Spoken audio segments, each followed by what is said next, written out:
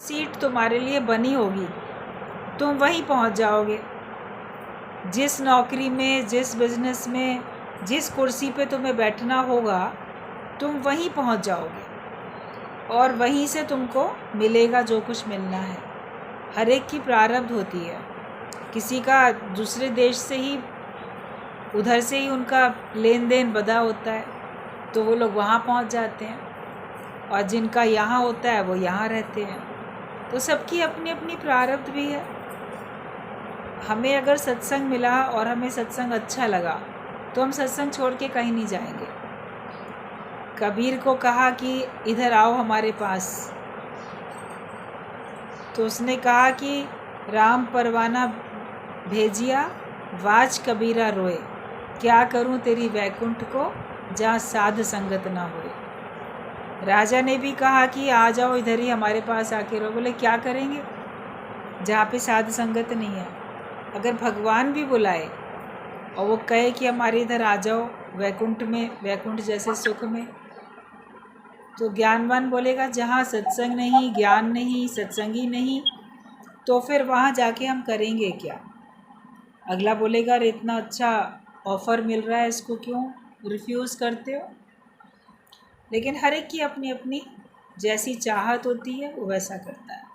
हम अपनी चाहत को देखें कि हम संसार में क्या चाहते हैं। हमको चाहिए वास्तव में मन की शांति, और मन की शांति आप सारा संसार इकट्ठा कर लो, सब कुछ इकट्ठा कर लो, उसमें भी आपको कहीं ना कहीं असंतोष रहेगा, कहीं ना कहीं कुछ कमी महसूस होती रहेगी। जब ज्ञान मिलेगा तब आपको संतोष मिलेगा, ज्ञान मिलेगा तभी आपको मन की शांति मिलेगी। मन की शांति ही व्यक्ति पाना चाहता है। वो भूल से उनको पदार्थों में या व्यक्तियों में समझता है। मुझे पदार्थ मिल जाएंगे तो मेरे मन में शांति आएगी, मेरे पास इतना लंबा चौड़ा घर परिवार हो जाएगा, मेरे इतने चाहने वाले हो जाएंगे, मेरे इतने वेल विशर शुभचिंतक हो जाएंगे, इतने मेरे पास जन बल होगा, तब मुझे शांति मिलेगी। तो उनको इकट्ठा करता रहता है, लेकिन भूल जाता है कि मन की शांति अपने मन के अंदर ही टटोलने से मिलती है। मन में जब जगत हट जाता है, मन में जब भगवान बस जाता है, तब हमको शांति मिल जाती है। क्योंकि शांति तो प्रभु के चरणों में है, सुख भी सच्चा प्रभु के चरणों में है, शांति भी प्रभु के चरणों में है। ये बात अक्सर अज्ञानी व्यक्तियों को जीवन के अंत में ध्यान आती है, अंत में समझ आती है, जब उनका शरीर जाने की स्थिति में होता है, तब उनको लगता है कि वाकई दुनिया में कोई अपना नहीं है। पहले तो अपना समझ के इकट्ठा करते रहते हैं, ये धन मेरा, ये पदार्थ मेरा, ये लोग मेरे, और उनमें आस भी रखते हैं। लेकिन जब सुख नहीं मिलता, उससे आस पूरी नहीं होती, तब लगता है कि वाकई दुनिया में कोई अपना है ही नहीं। अपना है तो केवल एक भगवान अपने हैं, वो एक ही है तेरा, ये जग तो है पराया। जब ये बात वास्तव में अगर हमें अंत में भी समझ में आ जाए तो भी भगवान के शुक्राने मानने चाहिए, वरना उसी निराशा में व्यक्ति अपना शरीर छोड़ता है कि वाकई दुनिया में ना कोई मेरा बना नहीं, दुनिया में मेरा कोई हुआ नहीं, मेरा कोई भी है नहीं। तो इस निराशा में व्यक्ति शरीर छोड़ता है, और वो भी इतना परमात्मा इसीलिए दिखाते हैं ताकि अंत में तो कम से कम भगवान का ध्यान कर लेगा, वरना ये सब मेरे हैं मेरे हैं तो फिर उसका भगवान में ध्यान जाएगा ही नहीं। तो ये भी भगवान की कृपा होती है कि सब तरफ से जब उसको निराशा मिलती है तो वो एक भगवान की तरफ शरणागत होता है। ईश्वर के खेल बड़े अनोखे, ईश्वर का खेल जो है उसको कोई समझ नहीं सकता। बस हम जहाँ जहाँ उम्मीद करते हैं वहाँ वहाँ से दुख धोखा ठोकर मिलती रहती है। तो आप देखो मन ऑटोमेटिकली हटता रहता है, मन जाता रहता है कि किसको अपना कहें, सुख के सब साथी दुख में ना कोई। बोलता है कि स्वार्थ लाग करें सब प्रीति, सुर नर मुनि की यही रहती। जगत में सब स्वार्थ का नाता रखते हैं, अपना स्वार्थ का नाता रख के स्वार्थवश एक दूसरे को साथ देते हैं, और जब उनका स्वार्थ पूरा नहीं होता तो वो नाता भी तोड़ देते। जिनका निस्वार्थ प्रेम है वो नाता नहीं तोड़ेंगे, और जिनका स्वार्थ वाला है तो परख हो जाती है। कष्ट आते हैं, दुख आते हैं तो परख हो जाती है। धीरज, धर्म, मित्र और नारी, आपत्ति काल परखिए चारी। इसीलिए बात बोली गई कि ये 4 चीज़ें जो हैं आपत्ति काल के समय आपकी को परखनी है। ऑटोमेटिक इनकी परख हो जाएगी। आपके अपने धीरज की, आप धीरज खो बैठते हो, बहुत दुख परेशानी आती है तो आपका धीरज ही जवाब दे जाता है, वरना धीरज में अच्छा अच्छा सोचते रहते हो। अति परेशानी आती है तो आप भी अधीरज हो जाते हो, परेशान। और अपना धर्म भी छोड़ देता है व्यक्ति। जब बहुत कष्ट परेशानियाँ आते हैं तो वो सोचता है कि ये धर्म जो है मैं छोड़ दूँ तो अच्छा है। कई लोग अपने प्राण बचाने के लिए और किसी और प्रकार के कष्ट को ना मिले, ना सहूँ, उसके लिए अपना धर्म भी छोड़ देते। सुख के लिए तो छोड़ देते हैं अपना धर्म, दूसरा धर्म अपना लेते हैं। कभी कोई कैसे, कोई कैसे। तो ये आपत्ति काल में भी हमारे धर्म की पहचान होती है। जब बहुत परेशानी आती है तो जो आपका धर्म था वो छोड़ देते हो, मतलब कि जो आपके कर्तव्य कर्म थे, जो आपको करना चाहिए था, उचित कर्म, उनको भी छोड़ के व्यक्ति अनुचित कर्म में लग जाती है। चोरी, बेईमानी, ठगी, कहीं कितने भी लोग इस प्रकार के होते हैं कि अनेक कष्ट मिलते हैं, अनेक दुख मिलते हैं, तो अपना वो सब अच्छा जो भी उनका था धर्म, मर्यादा, उस सब को छोड़ के गलत रास्ते पे चले जाते। तो उन्होंने अपने धर्म का त्याग कर दिया ना। क्यों किया? क्योंकि उनको इतने कष्ट मिल रहे थे, उसमें वो अपने धर्म पे टिके नहीं रह पाए। और जो धर्म पे टिका रहता है बोलते हैं प्राण चले जाएं लेकिन मेरा धर्म नहीं जाना चाहिए। कितने शास्त्रों में ऐसे एग्जाम्पल हैं। और मित्र भी, बहुत मित्र होते हैं, मगर देखो जब विपरीत परिस्थिति आती है बहुत सारे लोग आपका साथ छोड़ देते हैं। जो वास्तव में सच्चे मित्र होंगे वही टिकेंगे आपके पास, बाकी सब साथ छोड़ देंगे। और संबंधी, वो भी आपका साथ छोड़ देते हैं। जो भी आपके स्वार्थ वाले संबंधी होंगे वो सब आपका साथ छोड़ देंगे। जो निस्वार्थ होगा वही केवल आपके दुख में खड़ा रहेगा। और परमात्मा तो हमसे प्रेम करता है निस्वार्थ। हम उसको भजें या ना भजें, हम उसको प्रेम करें या ना करें, लेकिन भगवान हमारा साथ कभी नहीं छोड़ते। वो हमेशा हमारे साथ रहते हैं और वो कर्म का फल हमें देते हैं। अगर मान लो दुख भी मिलता है तो बुरे कर्मों का फल मिल रहा है, मगर उसमें भी धीरज और सहने की शक्ति वो भगवान देते हैं ताकि आप उसको सह सको। बीच बीच में आपको कुछ अच्छे कर्मों का फल सुख भी मिलता है और दुख भी मिलता है, बुरे कर्मों का फल दोनों ही मिला जुला होता है। कि अगर अति परेशान होने लगे दुख में तो थोड़ा सुख भी है बीच में, फिर कभी ऐसे कभी वैसे। तो ईश्वर की लीला बड़ी अलग है। उसका जो भी न्याय है, जो उसका विधि का विधान है, उसको अपनी अल्प बुद्धि से हम जान नहीं सकते। इसीलिए उस पर विश्वास करके बैठो कि भगवान जो भी कुछ हमारे लिए कर रहे हैं वो बहुत अच्छा कर रहे हैं। मुझे अपनी मंजिल देखनी है, मुझे क्या प्राप्त करना है, मुझे क्या चाहिए वो देखना है। और सब ओर से मन हटा के केवल एक भगवान में रखो। मन हटता चला जाए, अगर आपका मन एकाग्र होगा, भगवान में टिकेगा, तो आपके अंदर से ही शक्ति प्रकट हो जाएगी और वो शक्ति आपको परमात्मा से मिला देगी। सत्य की शक्ति, भक्ति की शक्ति, ज्ञान की शक्ति, योग की शक्ति, ये सब हमको ईश्वर से मिलाती है और हमारा आवागमन का चक्कर जो है वो छूट जाता है। सत्ता और शक्ति सब में भगवान की है। देखने में बाहर का शरीर आता है कि ये कर्म करता है, मगर अंदर शक्ति देने वाला ईश्वर है। जैसे बाहर से हमको लगता है कि ये बल्ब है, जल रहा है, ये पंखा है, ये चल रहा है, मगर इसको सबको चलाने वाला एक करंट है। अगर करंट ना हो तो वो नहीं चले। तो ये किसके इशारे जहाँ चल रहा है, ज़मीं चल रही, आसमां चल रहा है, ये किसके इशारे जहाँ चल रहा है, ये देखो, ये सब भगवान के इशारे चल रहा है। अगर भगवान की सत्ता नहीं होती तो कुछ नहीं चल सकता था। देखने में भला शरीर आता है कि शरीर चलता है, पंखा चल रहा है देखने में आ रहा है, मगर चलाने वाली तो करंट अलग ही है जो दिखती नहीं है। तो वो सत्ता, वो शक्ति दिखती नहीं है, मगर सब उसी के इशारे से सारा संसार चलता है। अर्जुन के रथ को अश्वत्थामा का अग्नि बाण लगा, रथ जल गया, पर कृष्ण भगवान की शक्ति के कारण जला हुआ नजर नहीं आ रहा था। अर्जुन समझता है कि मेरी शक्ति है, अश्वत्थामा ने अग्नि बाण लगाया, देखो रथ जला ही नहीं, चल रहा है कि मैं कितना शक्तिशाली हूँ, उसका ये बाण मेरे रथ पे असर नहीं किया।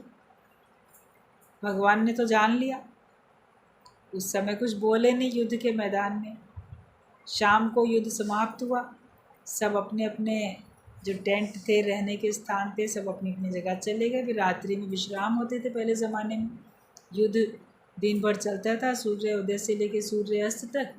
उसके बाद सब अपना विश्राम करते थे, खाते पीते थे, अपना इलाज करते थे, कहीं घायल हुए तो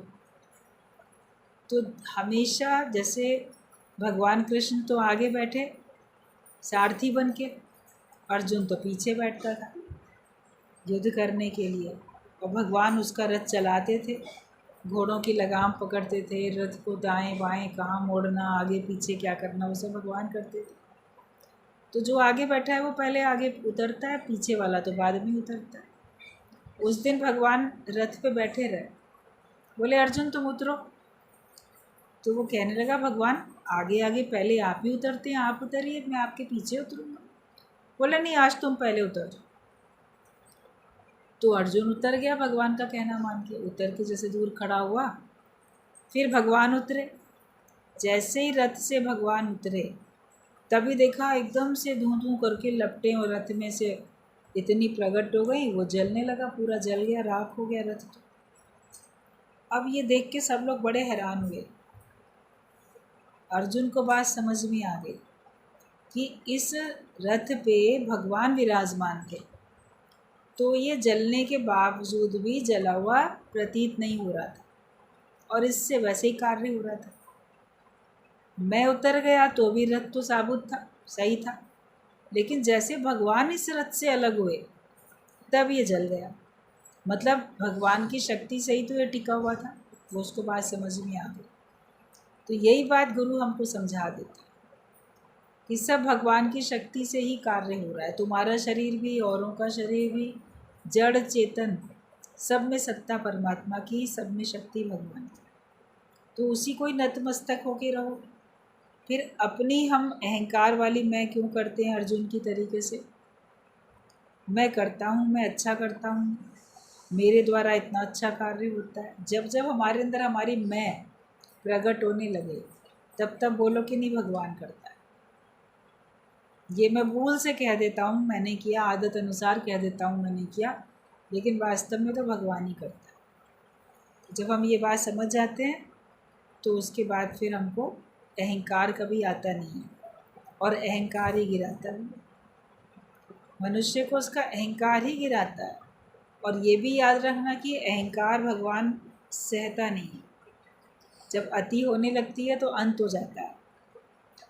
भगवान भी देख लेते हैं कि अब इसका अहंकार बहुत बढ़ गया, तो उसके अहंकार को भगवान समाप्त कर देते हैं। किसी का भी नहीं रखा भगवान ने अहंकार। बड़े बड़े राजा महाराजा शक्तिशाली जो भी थे, रावण जैसे, कंस जैसे भी थे, अति अहंकारी और अपनी शक्ति के ऊपर और अहंकार करने वाले, तो उनका भी तो अहंकार नहीं रहा। एक पॉइंट चल रहा था एक बार सत्संग में कि किसी संत से शिष्य ने पूछा कि भगवान क्या खाता है, कि हम लोग तो इतने पसंद के, अपनी पसंद के भोग लगा देते हैं भगवान को, मीठा नमकीन फल ये वो जो भी मन होता है जो हमको पसंद है वो हम भगवान को भोग लगा देते हैं। आखिरकार भगवान को क्या पसंद है, भगवान खाता वास्तव में क्या खाता है? तो संत ने जवाब दिया कि भगवान तुम्हारा अहंकार खाता है, वही खाएगा है, वही भगवान को चाहिए, तो वही उसके आगे रख दो, उसको अपने पास क्यों रखते हो? भगवान तुमको अहंकारी होते हुए नहीं देख सकता, वो तुम्हारे अहंकार को दूर करने के लिए बहुत यत्न करता रहता है। और जब सीधे उंगली से घी नहीं निकलता तो घी उंगली टेढ़ी करनी पड़ती है घी निकालने के लिए। जब तुम सरलता से नहीं मानते हो, अपने अहंकार को दूर नहीं करते हो, तो भगवान को कोई दूसरा रास्ता अपनाना पड़ता है, तब जाके आपका अहंकार दूर होता है। तो क्यों ना सीधेताई से ही मान जाओ, अपना अभिमान छोड़ दो। अगर अभिमान रखोगे तो फिर कहीं भी मान सम्मान नहीं पा सकते। अभिमानी व्यक्ति को कोई अंदर से पसंद नहीं करता, वो केवल अपने स्वार्थ के कारण से उसको सहता रहता है। पसंद करता हूँ इस बात का दिखावा करता रहता है, क्योंकि उनका उनसे स्वार्थ जुड़ा हुआ है कि ठीक है ये ऐसा है तो कोई बात नहीं, हमें क्या करना, हमारा मतलब तो सीधा हो रहा है। तो भगवान का तो हमसे कोई मतलब नहीं है। और वो भी अगर मान लो हमको निरहंकारी बनाता भी है, हमारे अभिमान को दूर करता भी है, तो उसमें भी भगवान की कृपा है, भगवान की करुणा है, क्योंकि वो हमको बहुत अधिक कष्ट में देख नहीं सकता।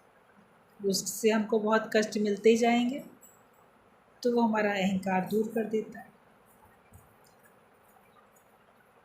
हम हमेशा सब में सत्ता देखें, भगवान को देखें। मिठाई में चीनी है, चीनी किसने दी? तुम अपनी कहकर मिठाई खिला रहे हो। मैंने बनाई है मिठाई, ये मिठाई ना मैंने बनाई, खाओ। तो मिठाई तो आपने बनाई, अब उसमें मिठास कहाँ से आई? चीनी तो आप बाज़ार से लाए, चीनी कहीं से लाए। अगर आपको चीनी नहीं मिलती तो आप मिठाई कैसे बना सकते थे, उसको मीठा कैसे कह सकते थे? आपका आटा भी फीका, बेसन भी फीका, और जो भी देखो और चीज़ें जिनसे भी मिठाई बनती है, आपका खोया भी फीका। तो उसमें मिठास तो चीनी की है, चीनी पड़ी तो वो मीठी हो गई। फिर जी मैंने मिठाई बनाई, तो तुमने उसको बनाया, मगर उसमें मिठास किसकी? मिठास तो परमात्मा की है। चीनी बनती है कैसे? गन्ना खेत में उगता है, उस गन्ने से, उसके रस से कैसे कैसे करके शुगर फैक्ट्री में जाके देखो कैसे चीनी तैयार होती है। तो वो सब कहाँ से आई? जो भी होता है, स्वाद जो भी हम लेते हैं, अगर उसके मूल में जाओ तो वो सब कहाँ से आते हैं। और जिन चीज़ों की सहायता से हम कुछ भी बनाते हैं, वो रॉ मटेरियल कहाँ से आता है? वो भी तो भगवान के ही तरफ से आता है ना, हम तो नहीं बना सकते। एक भी गेहूं का दाना तुम नहीं बना सकते, एक भी धान तुम नहीं बना सकते, बीज तो कोई नहीं बना सकता ना। बीज लेके बीज से अपने फसल आप तैयार कर सकते हो मेहनत करके, मगर ओरिजिनली वो बीज आए कहाँ से? बीज तो परमात्मा से ही आए ना। तो सब कुछ तो देने वाला करने वाला भगवान ही है, हम उसमें अपना अहंकार क्यों करें? मन उस बदमाश की तरह है जो दोनों तरफ से अपनी खातिर कराता है, ससुर से और दामाद से भी। ये एक दृष्टांत है बड़ा अच्छा। देखिए एक आदमी था, तो उसने अपनी बेटी का रिश्ता तय किया। जब तय किया उसने बेटी का रिश्ता, तो पहले ज़माने में कई बार लड़का लड़की एक दूसरे को नहीं देखते थे, या बड़े लोगों की बातचीत से ही तय हो जाता था कि चलो लड़के वाले ने कह दिया कि ठीक है मेरा लड़का आपका हुआ, आज से उसका रिश्ता हमने मान लिया, आपकी लड़की अब हमारी बहू और मेरा लड़का अब आपका दामाद। जब बातचीत पक्की करने वो गया था, तो वहाँ उस समय उसका दामाद, जो होने वाला दामाद था, चलो वो उसको दिखा, उसने लड़का देख लिया। अब उसने कहा घर पे तो आओ ना, हमारे भी देखोगे ना आके, लड़की को भी तो देखोगे आके। तो उसके घर वालों ने कहा कि ठीक है, आके लड़का लड़की की पसंद है, आके देख जाएगा। ठीक बात है, तय हो गई बात कि इस दिन आएगा ही। अब वो अपने शहर से निकला, रेलवे स्टेशन पे गया, उसने टिकट खरीदी, रिज़र्वेशन उसको मिल गया, उसी दिन का उसने खरीदी। एक कोई ठग आदमी था। अक्सर जो भी पब्लिक प्लेस होती हैं वहाँ पे किसी न किसी प्रकार की ठगी करने के लिए भी लोग घूमते रहते हैं। कहीं आपका पर्स चोरी करने की सोचेंगे, कहीं आपका सामान चोरी करने की सोचेंगे, कहीं कुछ। तो वो उसके पीछे खड़ा हो गया जाके लाइन में कि इसके पास थोड़ा मुझे लग रहा है अमीर आदमी है ये, और इसके पास कुछ जो भी अटैची वगैरह है मैं ले लूँगा।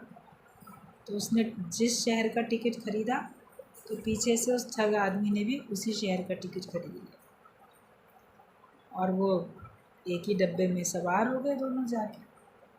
अब उसने उसमें दोस्ती कर ली उससे, उस व्यक्ति से, कि एज ग्रुप भी बराबर बराबर था, दोनों जवान।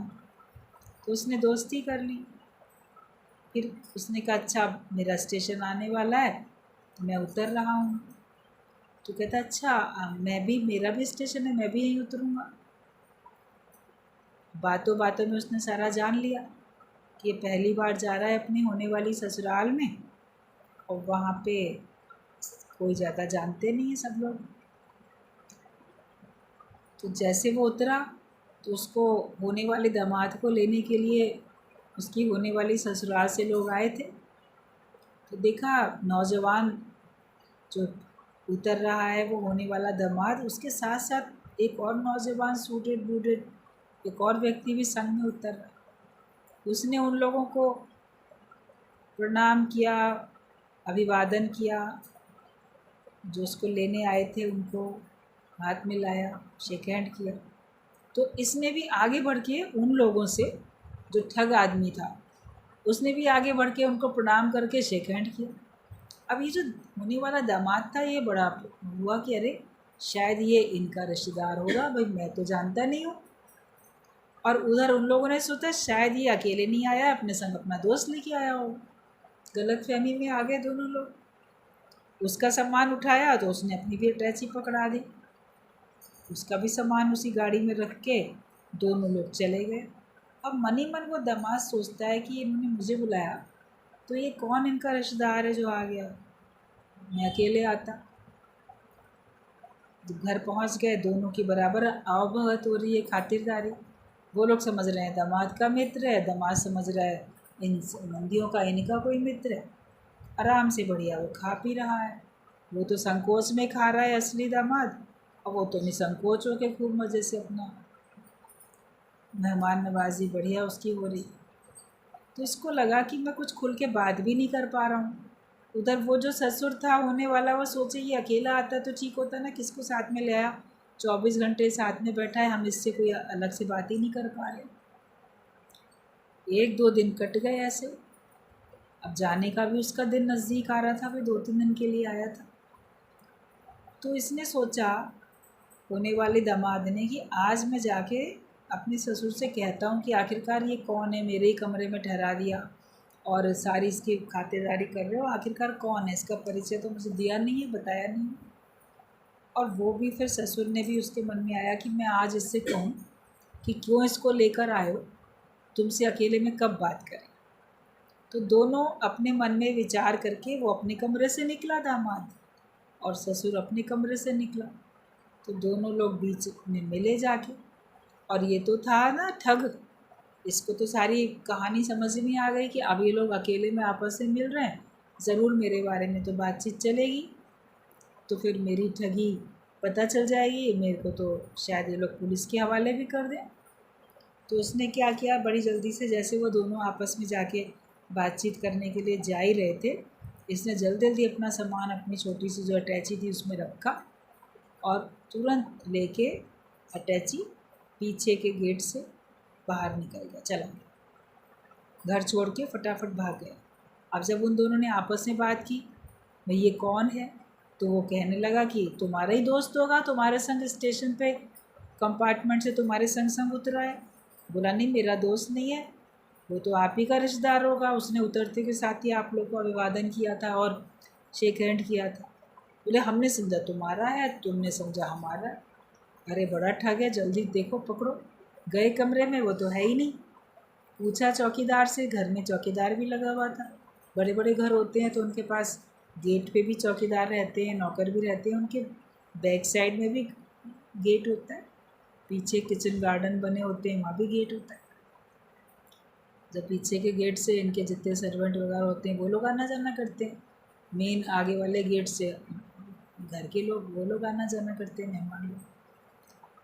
तो उन लोगों ने बताया कि अरे वो तो अभी थोड़ी देर पहले आप लोग बस घर से कमरे से निकल के बात करने गए थे, वो तो तभी पीछे के गेट से निकल गए कि नहीं मेरा काम है कहीं, अब मैं जा रहा हूँ, मैं नहीं आ रहा।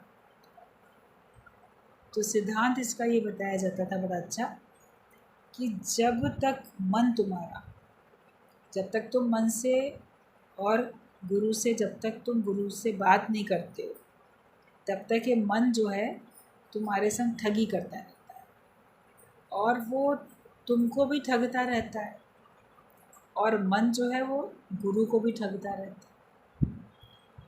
गुरु का ज्ञान भी और तुम्हारा भी समय, वो सब ऐसे ही अपना फ़ायदा लेता है मन, और तुमको उन्नति नहीं करने देता। लेकिन जब तुम सोचते हो कि आज इस मन के बारे में गुरु से बात करूँ, कि ये मन जो है आखिरकार क्यों है मेरे पास, क्यों आया है, कब तक रहेगा, इसको बुलाया कौन। जब अपने मन के बारे में मैं सारी तहकीकात जब तक नहीं करूँगा, तो मन ही मेरा सारा सुख चैन लूटता जा रहा है। तो जब तक आप गुरु से बात नहीं करते हो तब तक मन आपके ऊपर हावी रहता है। लेकिन जब आप सोचते हो कि आज मन के बारे में सारी बात करेंगे, तो आप देखोगे मन तुरंत गायब हो जाता है, वो ख्याल ही आपके हट जाते हैं। कभी घर से सोच के चलो कि आज मन में ऐसे से बात चल रही है, जाके मैं गुरु को बताऊंगा ज़रूर। तो रास्ते तक आते आते, सत्संग में बैठते बैठते आपके मन के वो ख्याल ख़त्म ही हो जाएंगे। आपको लगेगा गुरु से बात करने की ज़रूरत ही नहीं पड़ रही है, लेकिन फिर भी बात कर लेते हैं तो ये मन दोबारा हमको ठगने के लिए आता नहीं है।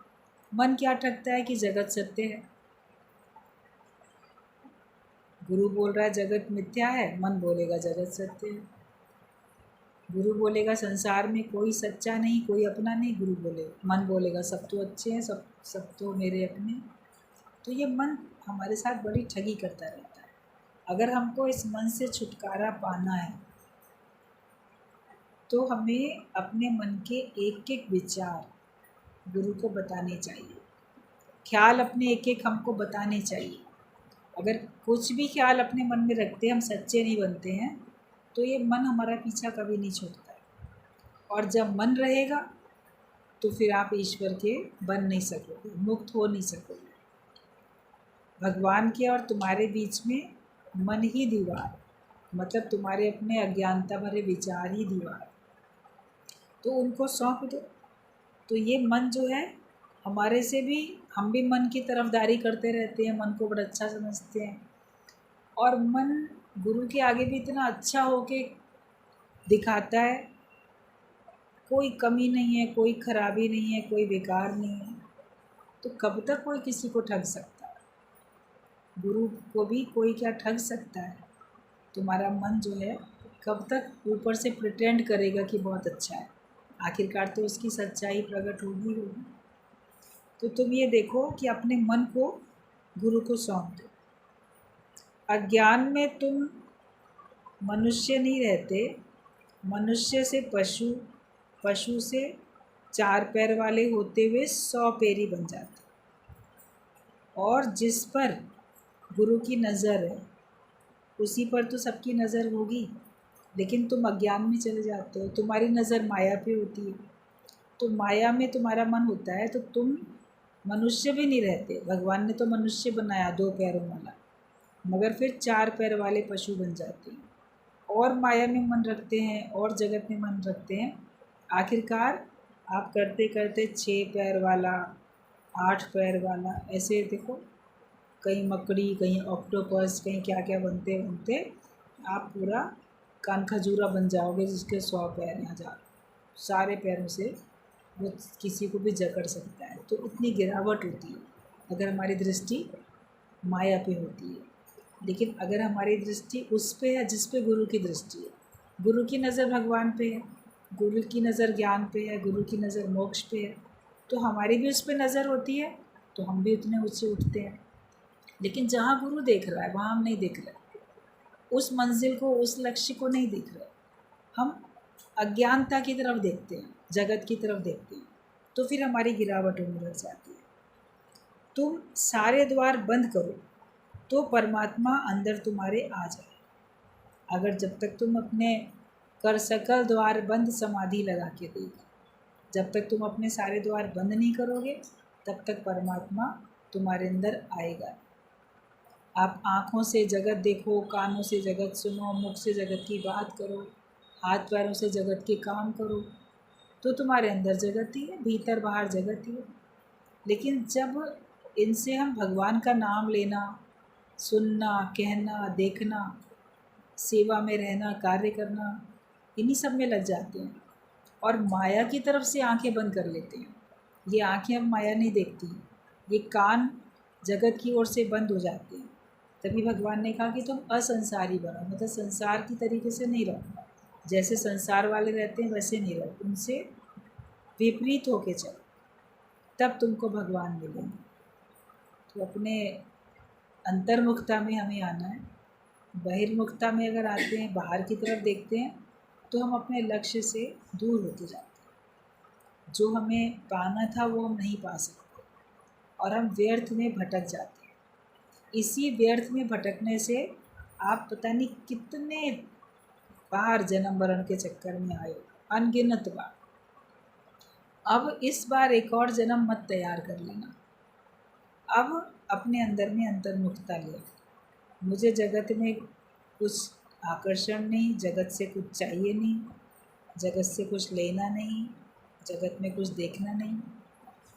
मैं केवल अपने स्वरूप में स्थित हूँ।